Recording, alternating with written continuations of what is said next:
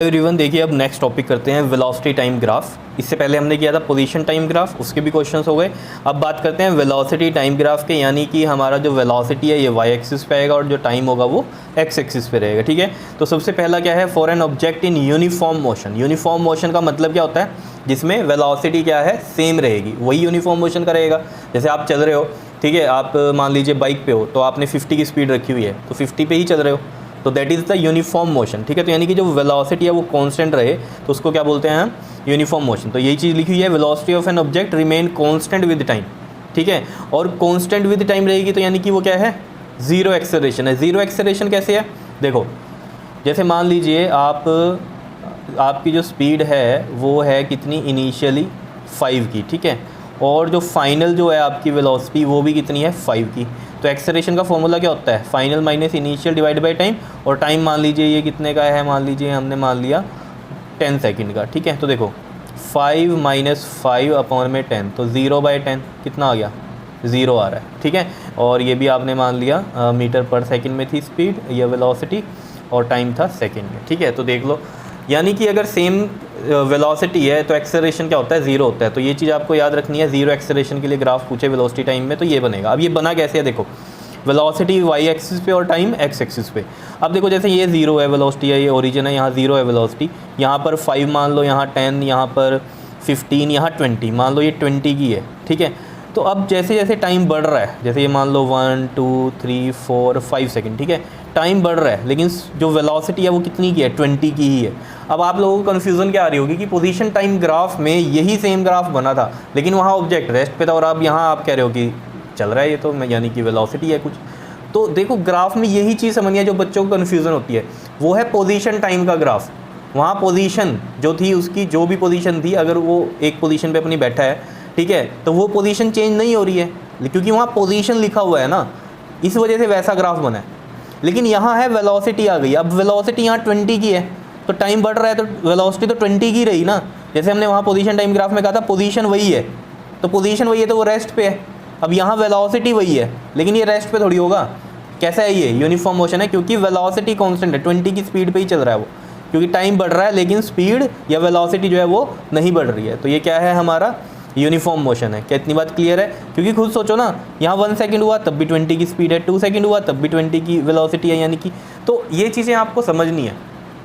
Clear है, देखो मैं स्पीड वेलोसिटी में जो बोल रहा हूँ आपको बार बार, इसमें कंफ्यूज नहीं होना है। वेलोसिटी टाइम की है तो वेलोसिटी टाइम की बात करेंगे, और मैंने आपको बोला था जो स्ट्रेट लाइन वाले होते हैं उनमें क्या होती है, वेलोसिटी और स्पीड सेम रहती है, जहाँ डायरेक्शन चेंज होती है वहाँ पर्टिकुलर आप वेलोसिटी बोलते हो। चलो इतना ज़्यादा ना कंफ्यूज ना हो जाना ये बातें सुन के। उसके बाद जो हमने बात करी थी, क्या करी थी पोजीशन टाइम ग्राफ के अंदर, कि ऑब्जेक्ट रेस्ट पे था। ठीक है, तो यहाँ पर भी अगर ऑब्जेक्ट हम रेस्ट पे मान लें तब कैसा ग्राफ बनेगा उसका, तो उसके लिए फिर पता क्या होगा, ये ग्राफ यहाँ ना बन के कहाँ आएगा वेलोसिटी टाइम ग्राफ में, यहाँ ओरिजिन से ही इस टाइम एक्सिस पे आएगा। समझ रहे हो, टाइम एक्सिस जो है ये आपकी एक्स एक्सिस है, यही वाली लाइन क्या हो जाएगी, रेस्ट के लिए हो जाएगी। क्यों, ज़ीरो वेलोसिटी यहीं पर मिलेगी और टाइम बढ़ रहा है तो ये वाली इसके ऊपर ही लाइन आ जाएगी, अगर आप रेस्ट का भी बनाना चाहते हो।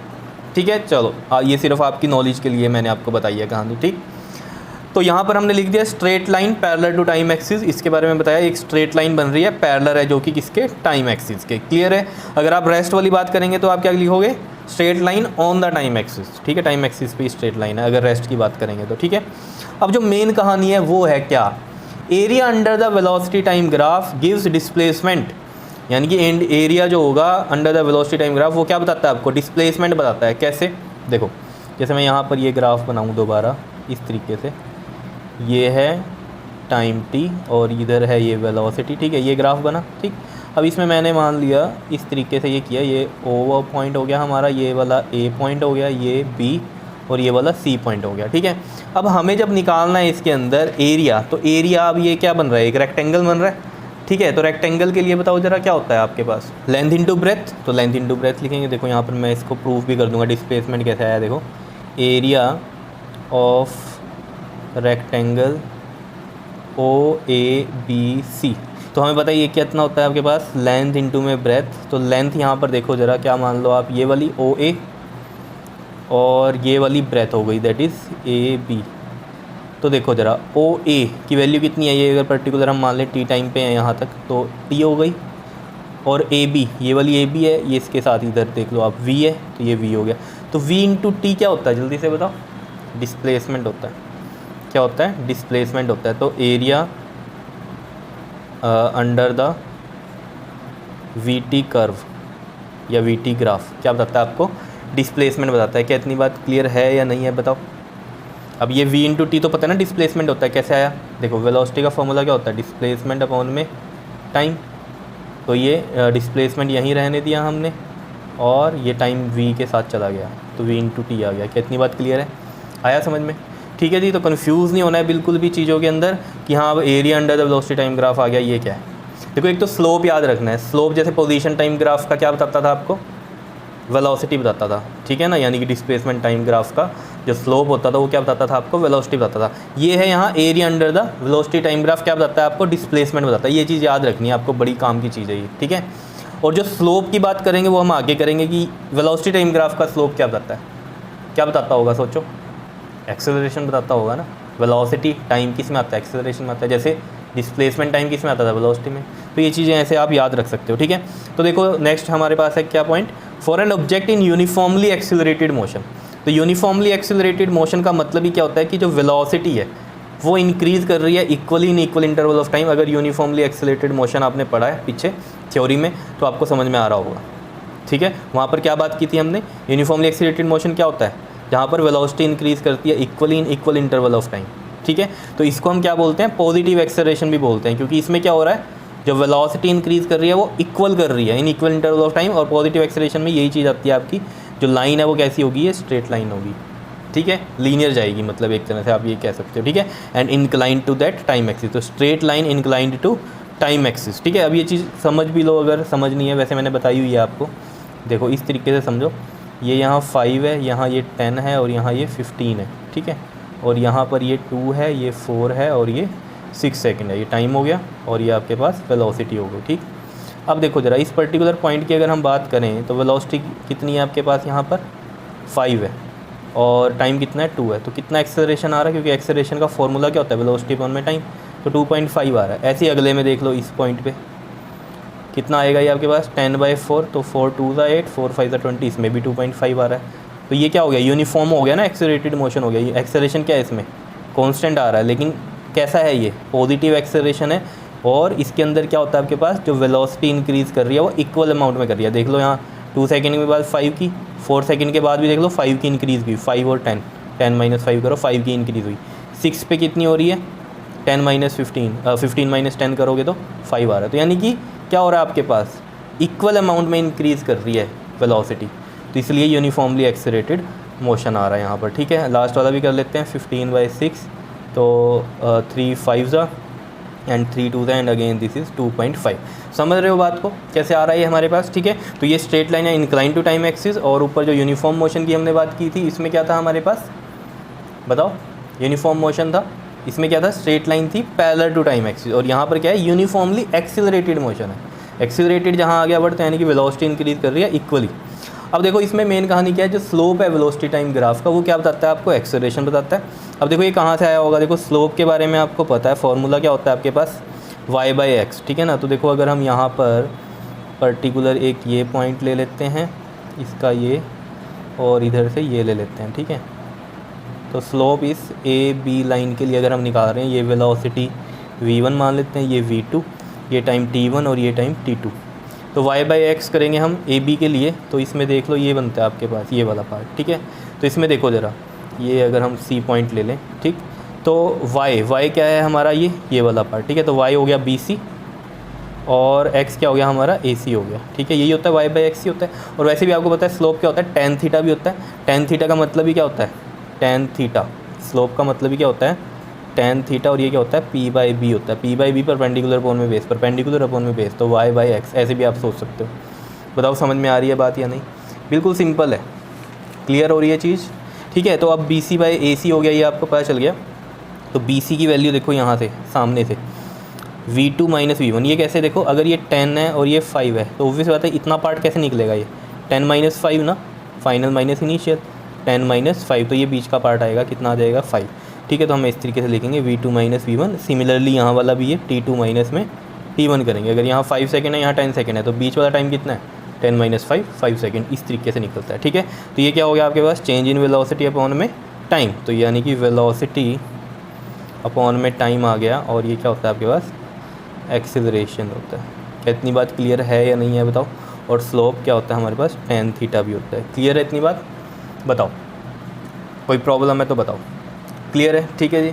देखो अगर कोई प्रॉब्लम होती है तो आप मेरे व्हाट्सएप नंबर पे आप कर सकते हो, कॉल भी कर सकते हो, कॉल नहीं भी पिक कर पाता अगर मैं कई बार, तो आप व्हाट्सएप पे अपनी क्वेरी छोड़ दिया करो, ठीक है। मेरे पास जब भी टाइम होगा मैं आपसे कॉन्टैक्ट जरूर करूँगा। क्लियर, चलो जी नेक्स्ट देखो, थर्ड इसमें क्या है, for an object in uniformly retarded motion. अब ये है यूनिफॉर्मली एक्सेलरेटेड, ये है रिटार्डेड। रिटार्डेड में क्या होगी, यानी कि वेलोसिटी डिक्रीज़ करेगी, ठीक है ना। डिक्रीज़ कैसे करेगी, वो भी डिक्रीज़ कैसे करेगी, यूनिफॉर्मली, ठीक है ना। देखो कैसे, velocity of an object decreases with time, it means negative acceleration. Acceleration negative, obvious बात है, वेलोसिटी डिक्रीज कर रही है तो नेगेटिव एक्सेलरेशन है, ठीक है। मेन बात क्या है यहाँ पर कि जो वेलोसिटी भी डिक्रीज़ करेगी वो भी इक्वल अमाउंट में डिक्रीज़ करेगी, ठीक है। रिटार्डेड मोशन है, ठीक है, डिक्रीज़ करेगी, लेकिन डिक्रीज़ भी कैसी करेगी, इक्वल अमाउंट में विद टाइम। क्योंकि देखो इसमें स्ट्रेट लाइन ये हमने बनाई है, इसका मतलब यही है। देखो अभी इसको समझो कैसे, जैसे मान लो यहाँ 10 है पॉइंट, यहाँ पर मान लीजिए 8 है, यहाँ पर 6 हो गया, इस तरीके से, ठीक है।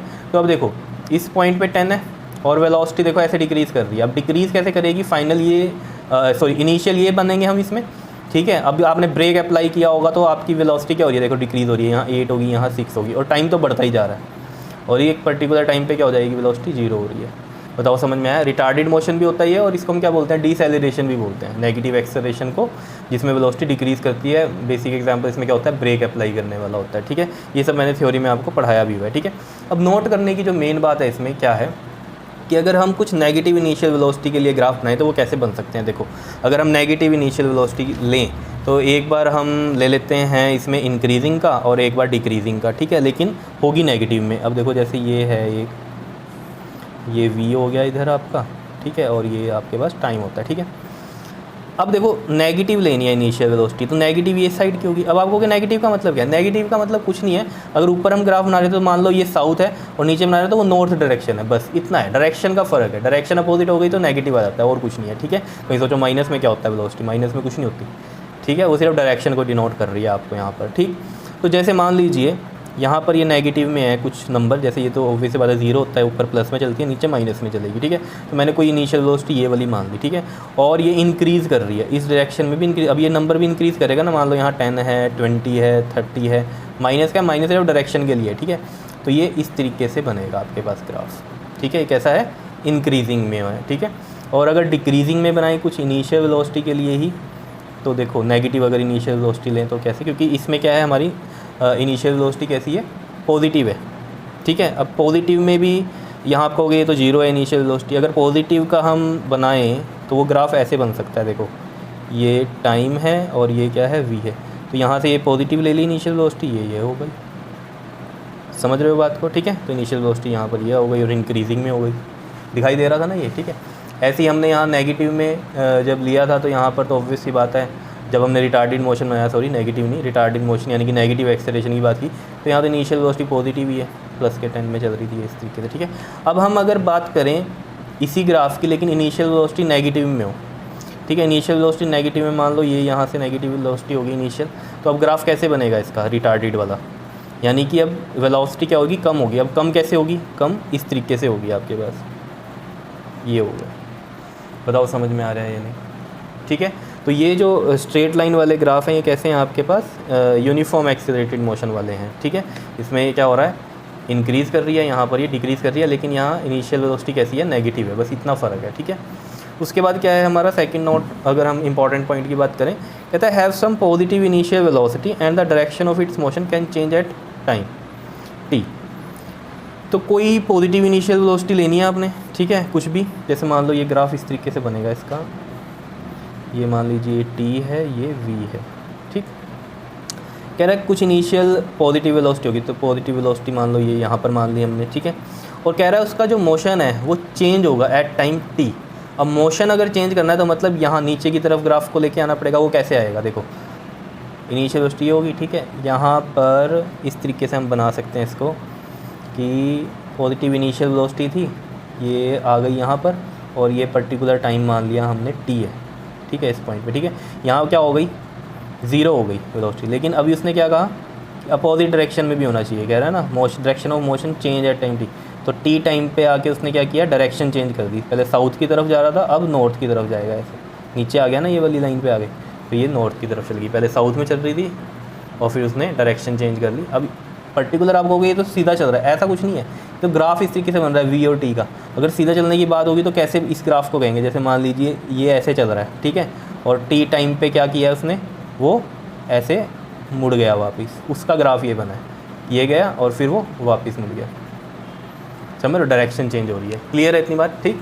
फोर्थ पॉइंट की अगर हम बात करें, इसमें क्या है, for an object in non uniformly accelerated motion. Non uniform का मतलब क्या है कि जो वेलोसिटी होती है वो अनइक्वली इंक्रीज या डिक्रीज करेगी।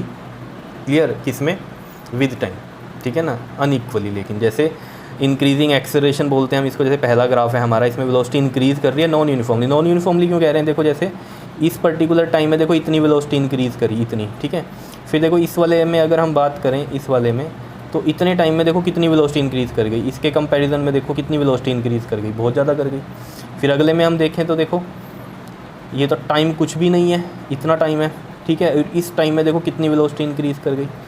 समझ पा रहे हो? तो ये कैसा है, नॉन यूनिफॉर्मली एक्सेलरेटेड मोशन है, जिसमें इंक्रीजिंग वेलोसिटी का बताया है हमने, ठीक है, और जो कि नॉन यूनिफॉर्मली इंक्रीज़ कर रही है, और इसे इंक्रीजिंग एक्सेलरेशन भी बोलते हैं, ठीक है।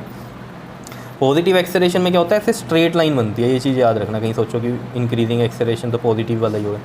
पॉजिटिव में भी वो सेम रहता है, कांस्टेंट रहता है, ठीक है ना, जैसे मैंने आपको बताया था, यहाँ देखो 2.5, और नेगेटिव में भी सेम रहेगा, लेकिन वो कैसा होता है आपका, ब्रेक अप्लाई वाला होता है, मतलब उसमें वेलोसिटी कम हो रही होती है। जैसे यहाँ पर हमने कहा ये डिक्रीजिंग एक्सेलरेशन है, डिक्रीजिंग एक्सेलरेशन में ऑब्वियसली बात है वेलोसिटी ऐसे डिक्रीज कर रही है, लेकिन ये नॉन यूनिफॉर्मली डिक्रीज कर रही है। क्लियर? ठीक है, इक्वल अमाउंट में डिक्रीज़ नहीं कर रही, नॉन यूनिफॉर्मली कर रही है। क्लियर? इसे डिक्रीजिंग एक्सेलरेशन बोलते हैं। अगर हम नेगेटिव एक्सेलरेशन की बात करें तो उसमें कैसा होता है, जैसे ऊपर ग्राफ बना हुआ है, ये इस तरीके का होता है इसमें, ठीक है। नेगेटिव एक्सेलरेशन में स्ट्रेट लाइन होती है ये, ठीक है, इसमें इक्वल अमाउंट में डिक्रीज़ करती है विद टाइम। क्लियर? तो ये डिक्रीजिंग एक्सेलरेशन का इस तरीके से बनेगा। और वेरिएबल एक्सेलरेशन में क्या होगा कि कहीं पर नॉन यूनिफॉर्मली इंक्रीज़ कर रही है वेलोसिटी, कहीं डिक्रीज़ कर रही है, फिर इंक्रीज़ कर रही है, इस तरीके से। तो ये हो गया हमारे पास वेरिएबल एक्सेलरेशन के लिए। तो मुझे लगता है वेलोसिटी टाइम ग्राफ के आपको समझ में आई होंगी बातें, और इससे रिलेटेड हम कुछ जो क्वेश्चन है वो करेंगे नेक्स्ट वीडियो में, वो जरूर देख लेना, तो आपको क्लियर हो जाएगी कहानी। ठीक है, ओके जी, थैंक यू।